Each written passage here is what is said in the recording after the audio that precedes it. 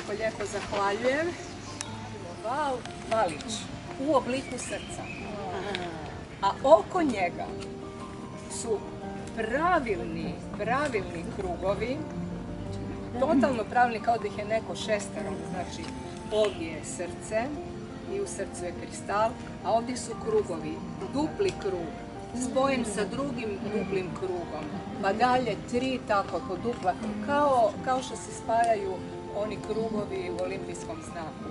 Pravi, znači more je prenosilo tu informaciju.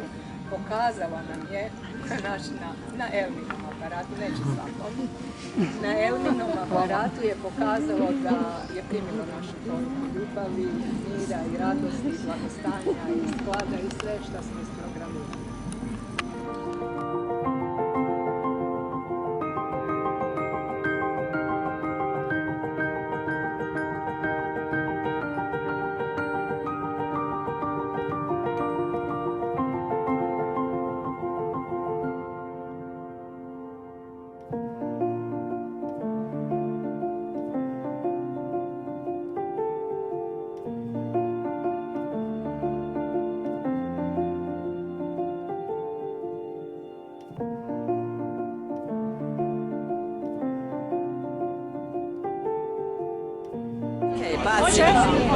Ja mislim da su one lole.